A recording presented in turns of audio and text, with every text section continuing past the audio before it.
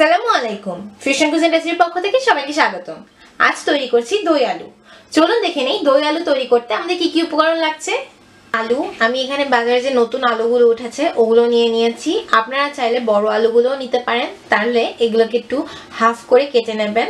আমি আলুগুলোকে প্রথমেই একটু লবণ দিয়ে সিদ্ধ করে নিয়েছি, এরপরে এর খোসাটাকে ছাড়িয়ে নিয়েছি টক দই 1 কাপ, লবণ পরিমাণ মতো, গোলমরিচের গুঁড়ো 1 চা চামচ, তেল রান্নার জন্য, একটা বড় সাইজের পেঁয়াজ মিহি কুচি করে নেওয়া, 2 টেবিল চামচ পেঁয়াজ বাটা, আদা রসুন বাটা 2 চা চামচ, গরম মশলা গুঁড়ো 1 চা চামচ, একটা তেজপাতা, 1 চা চামচ আস্ত জিরে নিয়েছি, 2 চা চামচ লাল মরিচ গুঁড়ো, 1 চা চামচ হলুদ গুঁড়ো, 2 চা চামচ ধনে গুঁড়ো। চলুন এবার প্রস্তুত প্রণালী দেখে নেই। প্রথমেই আলুগুলোকে একটা কাঠি দিয়ে এভাবে পোক করে নেব। এটা করলে আলুর ভেতরে আমি যখন মশলাগুলো দিব খুব সুন্দর করে মশলাগুলো ঢুকে যাবে। আমি ছোট আলু নিয়েছি, এটা কোনো কথা নেই যে ছোট আলু নিতে হবে, আপনারা যে কোনো সাইজের আলু নিতে পারেন। যদি বড় আলু নেন তাহলে যেটা আগেই বললাম মাঝখান থেকে দুভাগ করে নেবেন, একটু বেশি আলু হলে চৌকো করে কেটে নিতে পারেন।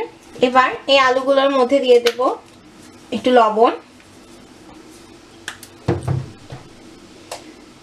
একটু হলুদ গুঁড়ো, বেশি লাগবে না, জাস্ট এটাকে একটু মাখিয়ে নেওয়ার জন্য যাতে এটা একটা রং চলে আসে। একটু মরিচ গুঁড়ো দিলাম আর একটু ধনে গুঁড়ো। এবার এগুলোকে ভালো করে মাখিয়ে নিব। সাথে দিয়ে দিচ্ছি একটু পেঁয়াজ বাটা। মশলাটাকে ভালো করে আলুর সাথে মাখিয়ে নিতে হবে। মাখানো হয়ে গেছে, এবার এই আলুটাকে আমি তেলে ভেজে নিচ্ছি। আলুটাকে ভাজার জন্য আমি পাতিলে একটু তেল দিয়ে নিয়েছি। এখানে আমি 3 টেবিল চামচের মতো তেল দিয়ে নিয়েছি। এখন এর মধ্যে আমি আলুগুলোকে দিয়ে দিচ্ছি।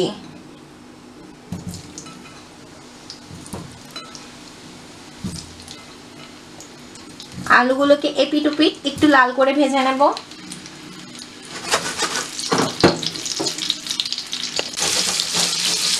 একটু উল্টে পাল্টে দেবো যাতে সবগুলো পাশেই রংটা চলে আসে।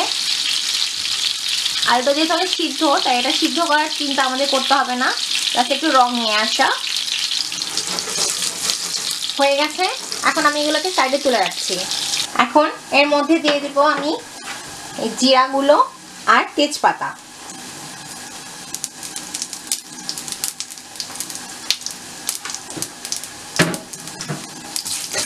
এটাকে একটু ভেজে এর মধ্যে দিয়ে দেবো পেঁয়াজগুলো। যখন জিরাটা একটু ভাজা ভাজা হয়ে যাবে তখনই পেঁয়াজটা অ্যাড করব।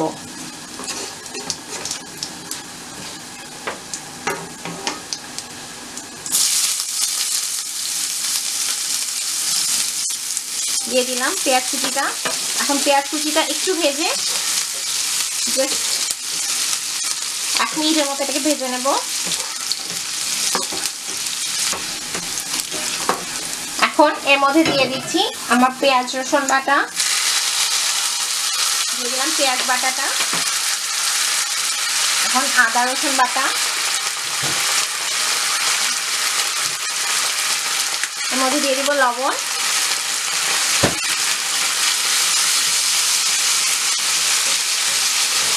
এখন এই মশলাটাকে একটু ভুনবো।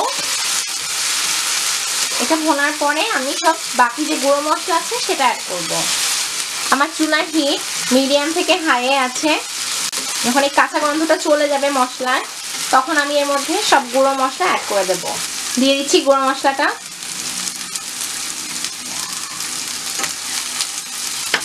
এখন এই মশলাটাকে কষিয়ে নেওয়ার জন্য এর মধ্যে আমি দিয়ে দিচ্ছি পানি।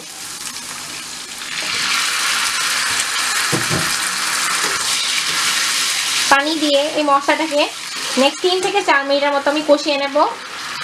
যখন মশলাটা কষানো হয়ে যাবে এরপরে আমি এতে দই অ্যাড করব। আর মশলাটা কষানো হয়ে গেছে, এখন আমি এর মধ্যে দইটা অ্যাড করে দিচ্ছি। দইটা অ্যাড করার জন্য আমি দইটার মধ্যে একটু পানি মিলিয়ে নিয়েছি। পানি মিলিয়ে এটাকে একেবারে লিকুইড করে নিয়েছি, দেখুন। এখন দইটা দিয়ে ভালো করে এটাকে মিলিয়ে নিতে হবে। এখন এই মশলাটাকে আমি নেক্সট 2 মিনিটের মতো কষিয়ে নেব। কষানোর সময় ভালোভাবে মশলাটাকে নাড়তে হবে যাতে দই আর আগের যে মশলাটা ছিল এটা ভালো করে মিলে যায়। যখন এই মশলাটা কষানো হবে তখন আপনি আপনার আলুটা অ্যাড করতে পারবেন। আমার মশলাটা কষানো হয়ে গেছে, এখন আমি এতে আলুগুলো দিয়ে দিচ্ছি।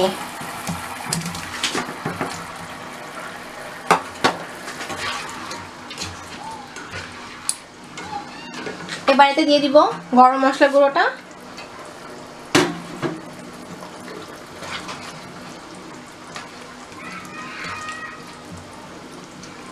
এবার এটাকে ঢেকে দিয়ে আমি রান্না করব নেক্সট 5 মিনিটের জন্য।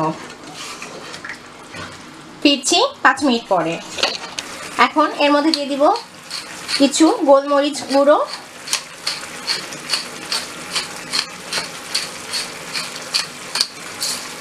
আর দিয়ে দিব কিছু ধনেপাতা কুচি। এখন এই আলুগুলোকে ঢেকে রান্না করব আরো 3 থেকে 4 মিনিট। এই সময় আমার চুলার আঁচ মিডিয়াম থেকে হাইই থাকবে। 5 মিনিট পরে ঢাকনা খুলে দেখলাম আমার আলুটা হয়ে গেছে। এতটুকুই ঝোল রাখবো আমি।